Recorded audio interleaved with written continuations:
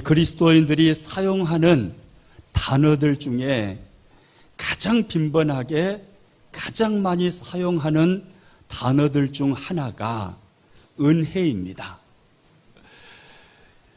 예배 시간에 방금 서로 눈을 맞추며 인사 나눈 것처럼 예배를 시작하면서 은혜 받으십시오 이렇게 인사하지요.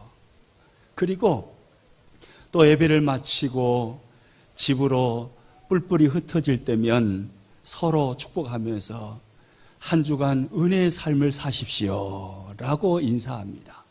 또 우리가 기도할 때 하나님 앞에 하나님 은혜를 부어 주시옵소서 이렇게 기도 많이 하시죠? 예, 은혜를 부어 주시라고. 우리는 이 은혜라는 단어를 얼마나 신앙생활 가운데 많이 사용하는지 모릅니다. 우리가 그렇게 많이 사용하는 이 은혜라는 단어는 그러면 성경에서 어떤 의미로 쓰였을까요? 이 은혜라는 단어는 헬라어 원문을 찾아보니까 카리스라는 단어로 기록되어 있습니다. 그 의미는 마땅히 심판을 받아야 할 죄인들에게 값없이 베풀어 주시는 하나님의 호의와 사랑입니다. 값없이 베풀어 주시는 하나님의 호의와 사랑. 받을 자격이 없어요.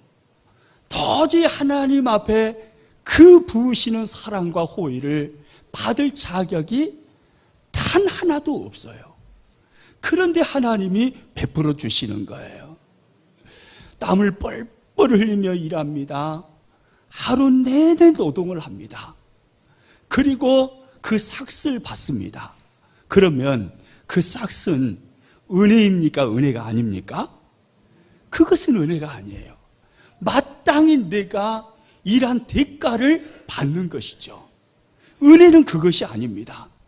내가 마땅히 일한 대가가 하나도 없어요. 하나님의 진노와 심판 앞에 놓여 있어요. 소망이 전혀 없어요.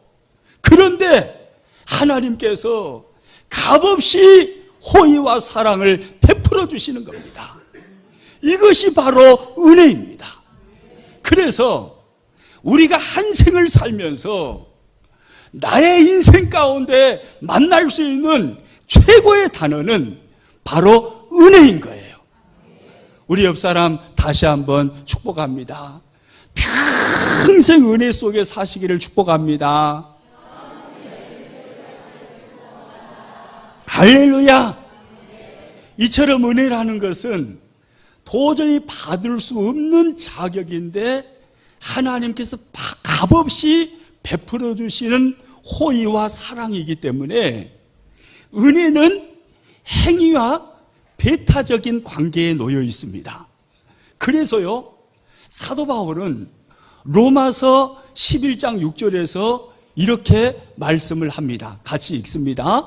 만일 은혜로 된 것이면 행위로 말미암지 않음이니 그렇지 않으면 은혜가 은혜되지 못하느니라. 만일 은혜로 된 것이면 행위로 말미암지 않음이니. 은혜와 행위는 배타적인 관계에 놓여 있다는 겁니다.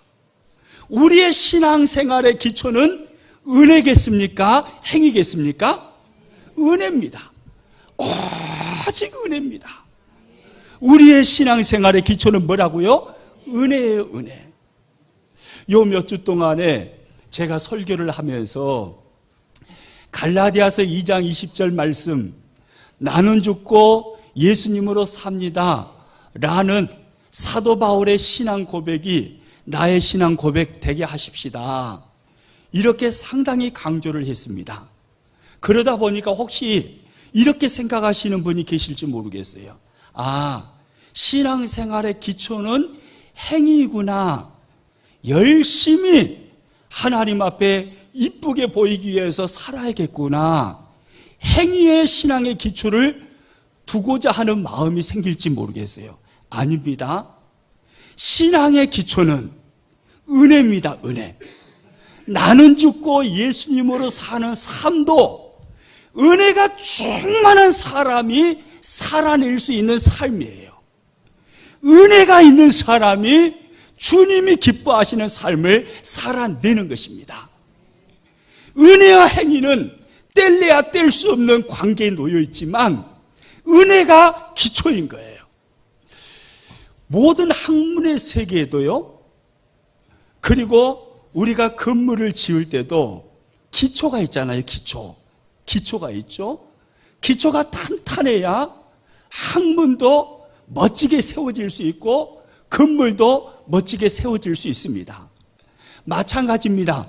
신앙생활도 기초가 중요합니다. 요즘 주일 오후 예배를 마치고 오후 5시쯤에 남성들 스포츠 선교회로 모여서 운동을 합니다. 얼마나 함께 웃으면서 함께 뒹굴면서 재밌는 시간인지 몰라요. 참 재미가 있어요. 안 나오시는 분들은 나와보시기 바랍니다. 허벌나게 재미가 있어요. 재미가 있는데 족구도 했다가 또 미니 축구도 했다가 비 오는 날이면 탁구도 했다가 막 그러거든요. 저는 운동을 잘 못해서 잘 몰라요. 그런데 운동을 잘 하시는 어떤 집사님이 그렇게 말씀을 하시더라고요. 운동도 기초가 중요합니다. 운동도 기본이 잘 닦여 있어야 됩니다.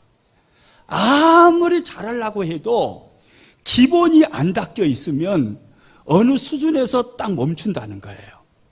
근데 그 말이 딱 맞아요. 제가 탁구를 조금 하거든요. 잘하는 것은 아니고 조금을 해요. 근데 뽀르꼬로 배워버렸어요. 이 기초를 처음부터 기본기를 잘 닦아가지고 이 자세부터 이걸 계속 연습해서 배웠어야 되는데 이게 뽀르꼬로 배워버려가지고 자세가 전혀 안 나와요. 그래서 탁구를 하다 보니까 어느 수준에 딱 이르니까 그 수준을 벗어날 수가 없어요. 한계예요, 한계. 기본이 그렇게 중요하더라고요. 여러분, 모든 것이 기본이 중요해요. 학문의 세계도 그렇고 건축도 그렇고 운동의 세계도 기본이 그렇게 중요하더라고요. 우리 신앙생활의 기본이 뭐라고요? 은혜입니다. 은혜. 신앙생활의 기초가 바로 은혜입니다. 할렐루야. 성경을 보니까 인생 속에서 하나님의 부르심을 받고 그리고 그 하나님의 부르심 속에서 미친 듯이 인생을 살고 그리고 인생을 마감하는 그 모습을 볼 때 정말 은혜로 충만한 사람이 사도 바울이더라고요. 사도 바울은 하나님의 은혜 속에 새로운 인생을 시작합니다. 그리고 하나님의 은혜 속에서 미친 듯이 자신의 인생을 살아갑니다. 그리고 하나님의 은혜 가운데 자신의 인생을 멋지게 마무리합니다. 이렇게 처음부터 끝까지 은혜 속에 푹 잠겨 있었던 그 사도 바울이 오늘 본문에 보니까 이렇게 말을 해요. 오늘 본문 10절 말씀 같이 읽습니다. 그러나 내가 나된 것은 무엇으로요? 하나님의 은혜로 된 것이니. 할렐루야. 내가 나된 것은 하나님의 은혜로 되었습니다. 나 같은 사람이 하나님 앞에 지금 쓰임받고 있는 것은 나 같은 십자가의 온수로 행했던 자가 예수 그리스도의 십자가의 구원의 은총을 받아들이고 하나님의 자녀가 된 것은 그 모든 것은 하나님의 은혜입니다. 이것이 사도 바울의 고백이에요. 내가 나된 것은 하나님의 은혜입니다. 도대체 사도 바울의 이전의 인생이 어떤 인생이었길래 사도 바울은 이렇게 고백을 할까요? 9절 보니까 사도 바울이 이렇게 말씀을 합니다. 같이 읽습니다. 나는 사도 중에 가장 작은 자라. 나는 하나님의 교회를 받게 하였으므로 사도라 칭함받기를 감당하지 못할 자니라. 여러분, 나는 지금 사도로 사역을 하고 있지만 과거에 나는 하나님의 교회를 받게 했던 사람이었습니다. 과거에 나는 예수님을 믿는 사람들을 잡아서 감옥에 가두었고 예수님 믿는 사람들을 핍박했고 그들을 죽인 사람입니다. 스데반 집사님이 돌에 맞아 순교를 당하실 때 그 현장에서도 저는 옷을 지키는 자로 그 현장의 주동자로 있었습니다. 제가 바로 그런 사람입니다. 그런 내가 지금 사도가 되었습니다. 이 모든 것은 하나님의 은혜입니다. 여러분, 이 바울이라는 사람은 과거에 그런 사람이었어요. 교회를 받게 하는 사람, 십자가의 원수로 살았던 사람. 어느 날 바울이 다메섹 도상을 걸어가고 있었어요. 그날도 다메섹에 살고 있는 수많은 그리스도인들을 잡아들이려고 대제사장의 공문을 받아서 가는 날이었어요. 그런데 갑자기 하늘로부터 정오의 밝은 빛보다 더 밝은 빛이 바울에게 비치는 겁니다. 그 빛 가운데 부활하신 주님이 바울을 찾아오셨어요. 그리고 바울을 만나주셔요. 사울아, 사울아, 어찌하여 너는 나를 핍박하느냐? 주여, 누구시오니까? 나는 너가 핍박하는 예수라. 바울이 거기에서 주님을 만나지요. 그 다메섹 도상에서 주님을 만난 후 바울의 모습은 완전히 바뀌어버립니다. 그렇게 교회를 박해하고 예수님 믿는 사람들을 핍박하고 잡아 죽였던 그 사람이 완전히 바뀌어서 전에 핍박했던 그 믿음을 전하는 사람이 되어버린 거예요. 여러분, 누가 상상이나 했겠습니까? 그 사람이 그렇게 바뀔 거라고 누가 상상이나 했겠어요? 누가 그가 사도가 될 거라고 누가 생각을 했겠습니까? 그래서 사도 바울이 말하는 거예요. 나의 나 된 것은 하나님의 은혜입니다. 오직 하나님의 은혜입니다. 그런데 생각해 보면요, 바울만의 이야기가 아니에요. 오늘 우리들의 이야기예요. 저와 여러분은 하나님의 은혜로 인해서 하나님의 자녀가 된 하나님의 사람들인 줄로 믿습니다. 하나님의 은혜가 아니었다면 어떻게 우리의 좁은 이성으로 시공간을 초월해 계시는 영의 하나님을 우리가 만날 수가 있겠어요? 하나님의 은혜가 아니었다면 어떻게 내가 죄인임을 깨닫고 예수 그리스도께서 나의 죄를 짊어지시고 십자가에 죽으셨으며 그 십자가의 공로가 나의 모든 죄를 사했다라는 이 진리를 깨달을 수가 있었겠어요? 하나님의 은혜가 아니었다면 어떻게 주의 날에 이 좋은 가을 날씨에 놀러 가지 않고 하나님의 교회에 나와서 예배하는 사람이 될 수 있었겠어요? 오직 하나님의 은혜입니다. 할렐루야! 오직 하나님의 은혜예요. 그래서요, 사도 바울은 에베소서 2장 8절에서 이렇게 말을 합니다. 같이 읽습니다. 너희는 그 은혜에 의하여 믿음으로 말미암아 구원을 받았으니 이것은 너희에게서 난 것이 아니요, 뭐라고요? 하나님의 뭐예요? 선물이라. 할렐루야! 저와 여러분은요, 하나님의 엄청난 선물을 받은 사람입니다. 대통령을 천년 만년 하는 것보다 더 큰 선물을 받은 사람들이에요. 할렐루야! 요즘 세계에서 제일 갑부가 누군가요? 빌 게이츠입니까? 빌 게이츠의 재산에 100배, 1000배, 만배, 억배보다 더 큰 선물을 받은 사람이에요. 할렐루야! 안 믿어지신가 봐요? 우리 옆 사람 서로 인사하겠습니다. 지비같이 선물 받은 사람이 또 있을 게라이. 이렇게요. 할렐루야. 우리가 그런 사람이에요. 하나님의 은혜가 아니었으면 어떻게 저와 여러분처럼 영적으로 완전히 죽은 자가 어떻게 하나님을 만날 수 있습니까? 어떻게 예수님을 믿을 수가 있습니까? 오직 하나님의 은혜입니다. 하나님이 선물로 우리에게 최고의 선물을 우리에게 주신 겁니다. 할렐루야. 구원만이 아니에요. 우리가 살아가는 거 생각해 보세요. 병들지 않고 교통사고 나지 않고 오늘 이 자리에 앉아서 예배하는 것, 이것 하나님의 은혜 아닌가요? 하나님의 은혜예요. 하나님의 은혜예요. 모든 것이 하나님의 은혜예요. 사실 저와 여러분은요, 우리들은 하나님의 은혜 아니고서는 설명이 안 되는 사람들이에요. 맞아요? 틀려요? 맞아요. 하나님 은혜 아니면 설명이 안 돼요. 여러분이 저를 잘 아시겠지만 저는요, 하나님의 은혜가 아니면 설명이 안 되는 사람이에요. 지난 주일날 무슨 일이 있었는지 아십니까?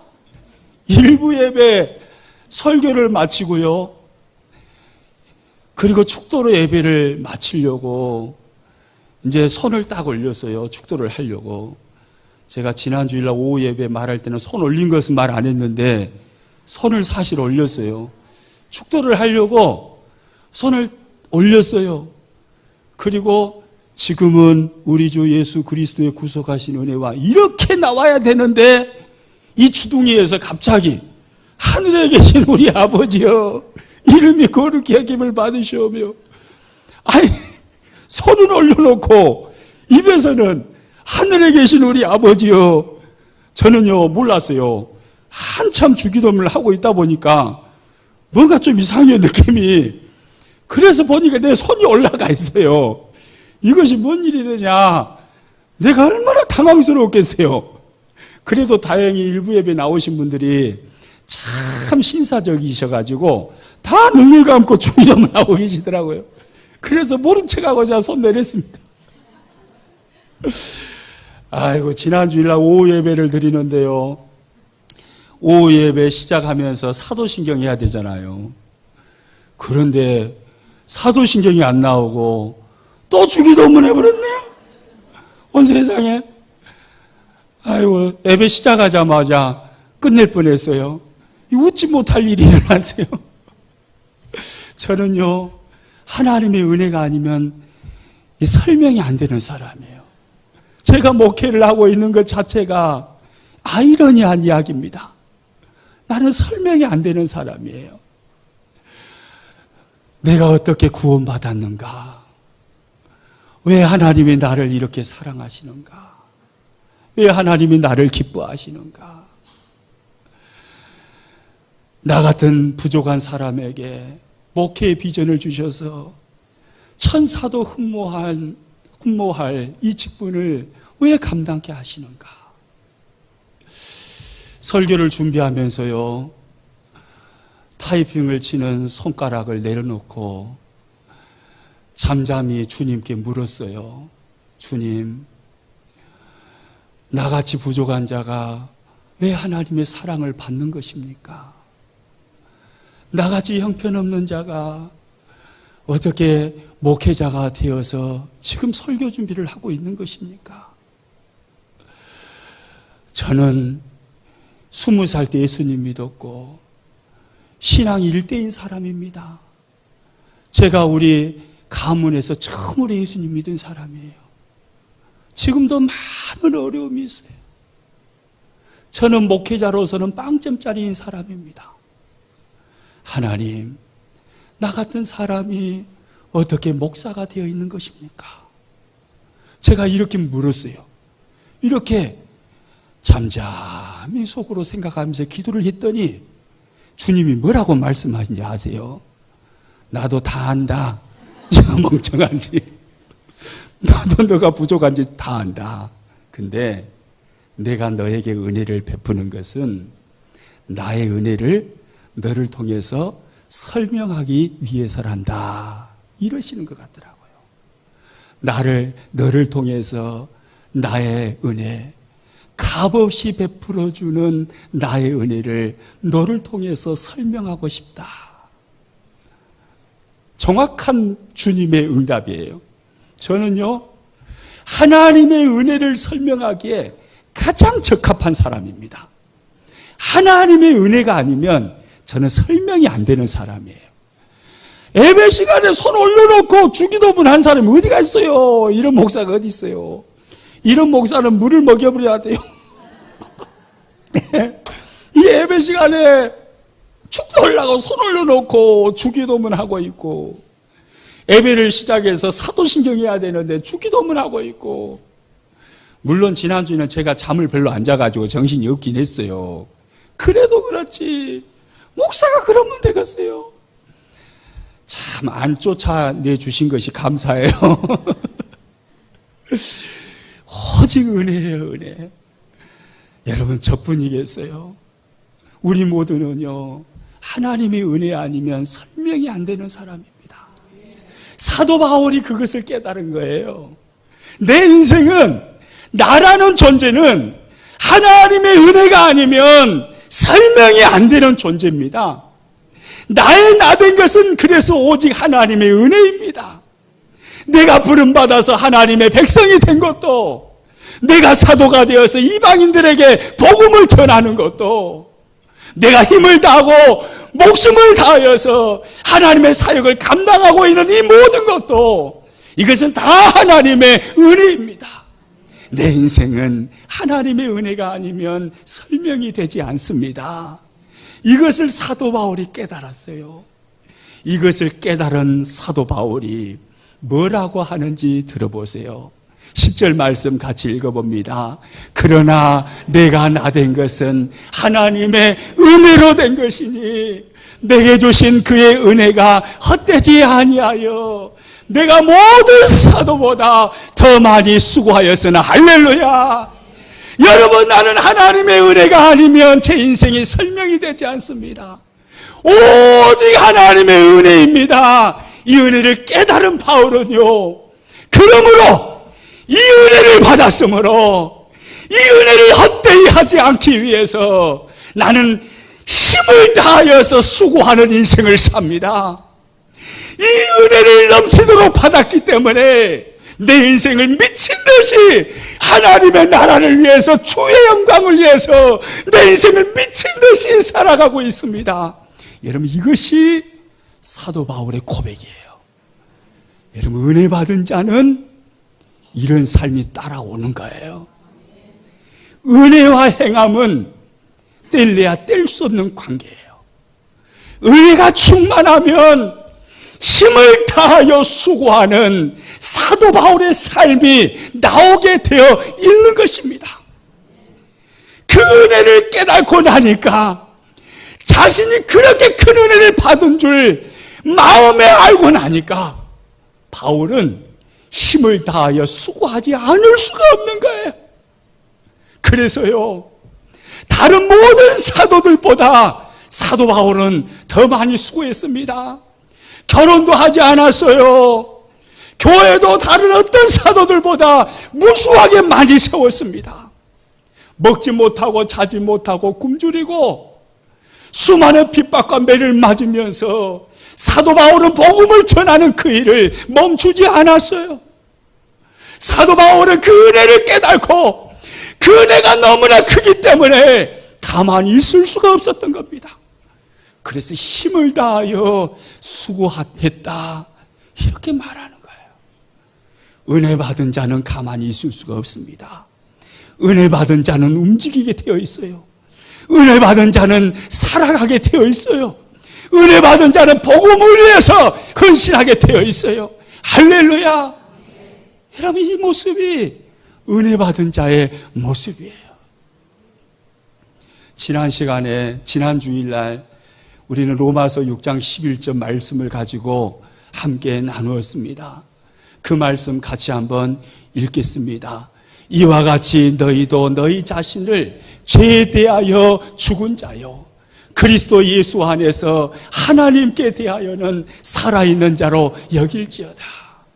여러분, 왜 우리는 죄욕이 찾아올 때마다 과거에 나는 이미 죽은 자로 여기고 예수님 주인 삼고 예수님의 통치를 받으면서 새 생명의 삶을 살아야 합니까? 은혜 받았으니까요. 하나님의 베풀어 주신 그 은혜를 헛되이 하지 않기 위해서 은혜 받은 자의 삶인 것입니다. 은혜 받았으니까 그렇게 살아가는 거예요.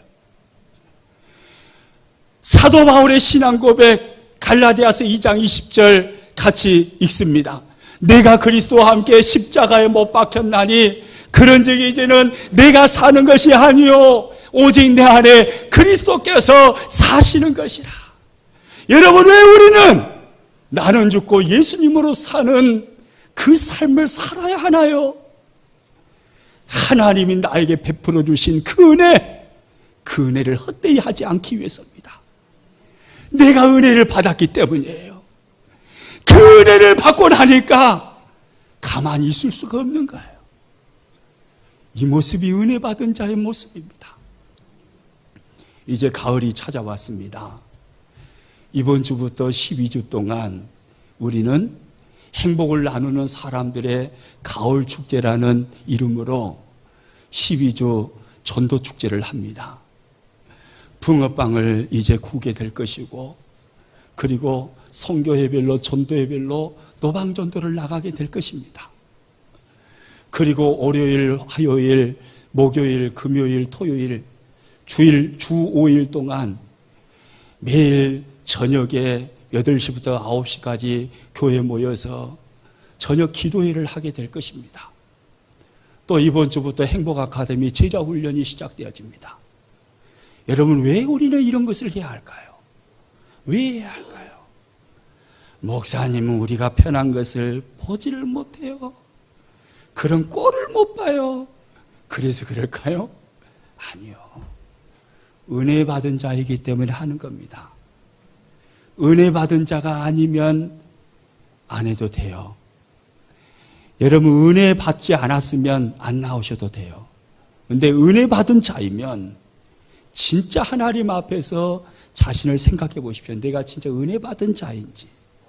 은혜 받은 자라는 답이 나오면 사도 바울의 삶을 사시기를 축복합니다. 힘을 다하여 수고하노라. 이것이 은혜 받은 자의 당연한 삶의 모습이에요. 은혜는 받았다 하면서 삶은 없어요. 진짜 그 사람이 은혜 받은 사람일까요? 하나님이 그렇게 무능력한 하나님이라고 생각하십니까? 은혜 받은 자를 게으르도록 내버려 두시는 무능력한 하나님, 그런 하나님이라고 생각하세요? 아니요.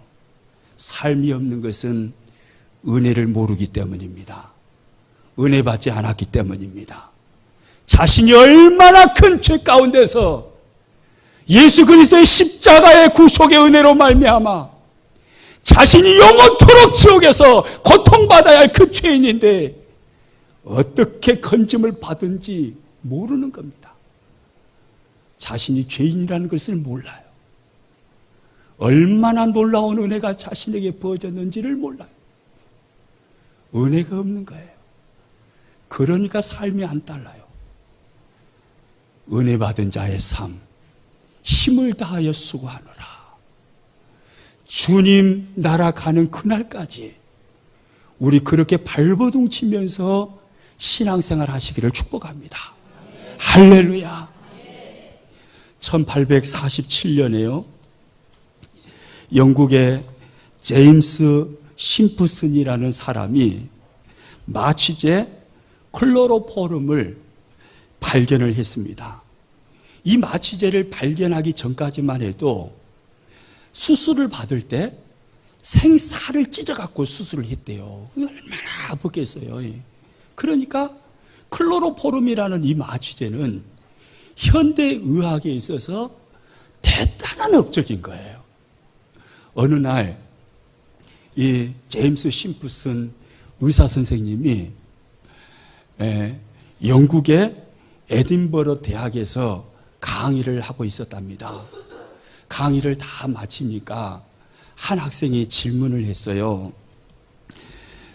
선생님의 인생에 있어서 가장 가치 있는 발견은 무엇이었습니까? 그러니까 이제 청중들은 모두 다 그런 답을 기대를 하고 있었어요. 클로로포름이라는 이 마취제, 이걸 발견해낸 것이 제 인생에 있어서 최고의 발견이었습니다. 이 말이 나올 줄로 생각을 하고 있었던 거예요. 근데 그때 제임스 심프슨 이 의사 선생님이 하는 말입니다. 내 생에 있어서 최고의 발견은 예수 그리스도께서 불쌍한 죄인인 나를 위해 죽으시고 나를 구원해 주셨다는 하나님의 은혜를 발견한 것입니다. 할렐루야. 하나님의 은혜를 발견하고 나니까 의사로서 가만히 있을 수가 없는 거예요. 하나님의 은혜를 아는 사람이 발버둥 치면서 자신의 달란트에 수고를 아끼지 않다 보니까 클로로포름이라는 놀라운 마취제를 발견해냈다는 거죠. 저와 여러분, 은혜를 발견하셨나요? 은혜 아직 발견 못 하셨어요? 정말 은혜를 만나셨나요? 저는 좀 더 생각을 해봐야겠습니다. 그런 눈치인 것 같아요.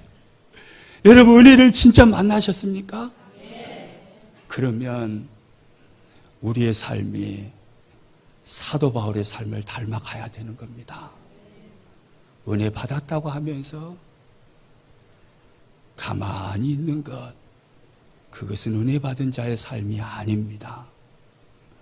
저와 여러분의 삶이 힘을 다하여 수고하는 사도 바울의 삶을 닮아가기를 축복합니다. 우리 찬양하겠습니다.